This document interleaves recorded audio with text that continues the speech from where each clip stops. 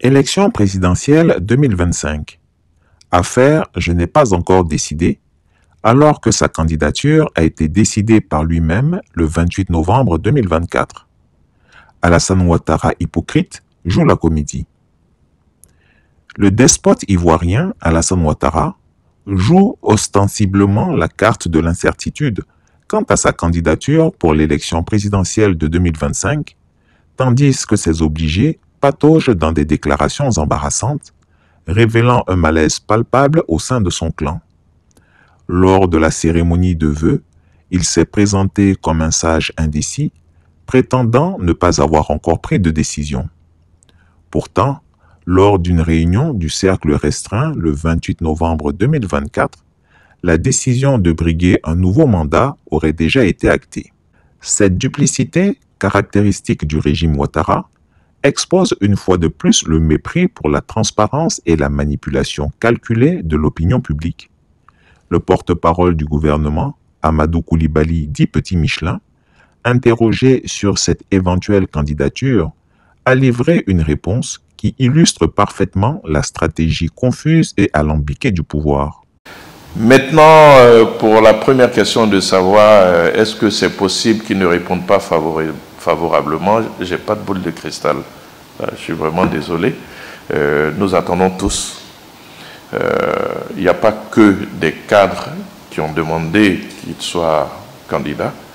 Il y a eu aussi l'appel des populations, des différentes couches socio-professionnelles des populations. Il y a eu les femmes, il y a eu les jeunes, il y a eu les agriculteurs. Donc ça dépasse un peu le cadre unique des militants du RHDP, comme vous l'avez laissé entendre tout à l'heure. Non, il y a une bonne frange de la population qui le souhaite. Je crois que les Ivoiriens ont raison de demander que le président continue. Maintenant, tout le monde attend. Notre souhait le plus ardent est qu'ils répondent favorablement. Et ils sont nombreux, ceux qui prient pour cela. Ces propos traduisent une incapacité à clarifier une position que tout le monde sait déjà arrêter. Pourquoi ce jeu de faux suspense? Pourquoi s'abriter derrière des appels supposés du peuple alors que la machine du pouvoir est en marche pour imposer une candidature que même les soutiens les plus proches jugent risquée? Cette mise en scène repose sur un schéma bien rodé. Invoquer des « appels du peuple » pour légitimer une décision impopulaire. En réalité, ces appels ne sont qu'un écho soigneusement orchestré par des cercles proches du pouvoir, incapables de masquer leurs craintes face à une possible explosion de colère populaire. Car, contrairement au discours enjôleur, les Ivoiriens n'ont pas oublié les traumatismes de 2020 lorsqu'il s'est imposé pour un troisième mandat controversé, écrasant sous la répression les contestations de l'opposition et de la société civile. Mais en 2025, le contexte est différent. Les signes de lassitude sont partout. Les fractures sociales se creusent, la situation économique est alarmante et les multiples scandales de corruption impliquant la famille Ouattara sont sur toutes les lèvres. Les appels à une nouvelle candidature sont bien moins spontanés qu'on veut le faire croire. Petit Michelin, fidèle porte-parole du régime et d'autres figures du clan Ouattara, semblent désorientés, piégés par un discours officiel qui ne sait plus comment justifier l'injustifiable. Cette hésitation constante reflète une réalité simple. Même au sein du RHDP, la candidature d'Alassane Ouattara pour 2025 est perçue comme une entreprise périlleuse. Et ce que j'ai fait ce que mon patron m'a appris. Alassane Ouattara, ce qu'il m'a appris, c'est ce que je fais. En Côte d'Ivoire ici, quelle est la première dame qui a distribué du riz, huile, qui se connaît? Puisque Dominique Ouattara, ça n'existe pas. C'est ce que ma maman Dominique Ouattara a dit là, c'est ce que je fais. Mais c'est la vérité. Les gens qui aiment l'homme. Peut-être qu'Alassane Ouattara, dans son ancienne vie là, c'était un ouais. Parce que de toute façon, Guéré aime son parent. C'est comme ça qu'il est. Donc, chers parents, si vous voulez que je pense mieux, gardons ce monsieur le président Alassane Ouattara. Il n'y a pas meilleur. Pour le moment là, moi je n'ai pas encore vu quelqu'un qui peut faire plus que lui.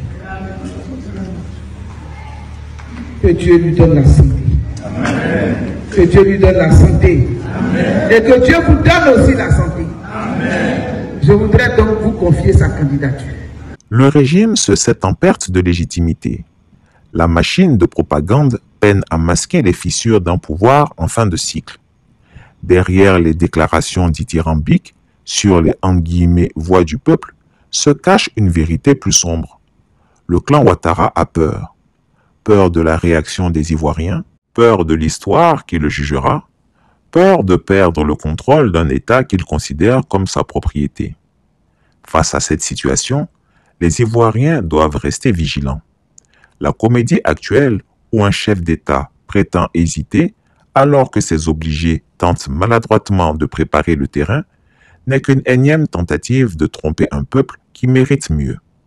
L'élection présidentielle de 2025 sera l'occasion de mettre fin à cette mascarade et de reprendre en main le destin de la Côte d'Ivoire.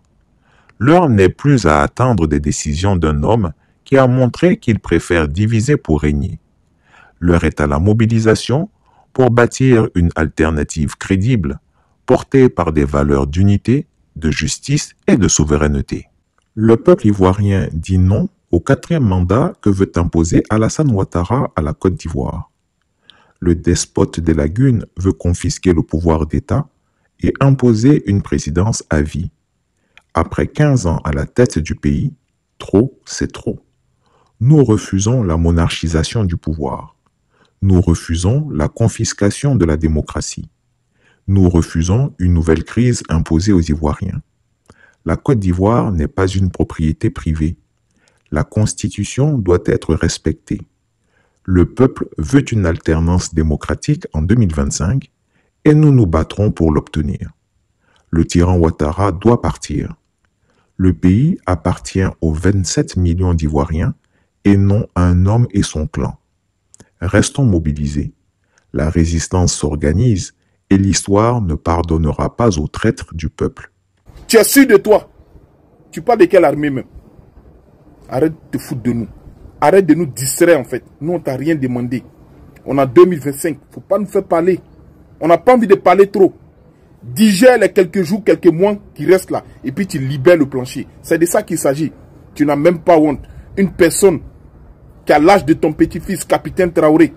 Regarde tout ce qu'il a réalisé au Burkina. Il a construit combien d'usines pour les Burkinabés? Il a partagé beaucoup de tracteurs comme ça aux paysans burkinabés. Aujourd'hui, les Burkinabés mangent à leur faim. Il a construit le plus grand hôpital de l'Afrique de l'Ouest dans son pays. C'est de ça qu'on veut comprendre. Mais tu viens nous tenir des discours bande de cons. Mais est-ce que tu étais obligé de parler? Si tu n'avais rien à dire, il fallait boire de l'eau et puis dormir. C'est tout. Tu viens, tu nous dis de n'importe quoi. Faut pas nous faire parler. Hein. Faut pas nous faire parler. On est en 2025. Aujourd'hui, c'est le 1er janvier. On n'a pas envie de parler trop. Voilà. Si tu n'avais rien à dire, faut pas casser nos tympans, faut pas nous déranger. Impoli, chef d'État inconscient. Chris Yapi ne ment pas. Retrouvez Chris Yapi sur ses 2 chaînes YouTube, sa chaîne Rumble, ses comptes TikTok, X, Instagram, VK et Threads.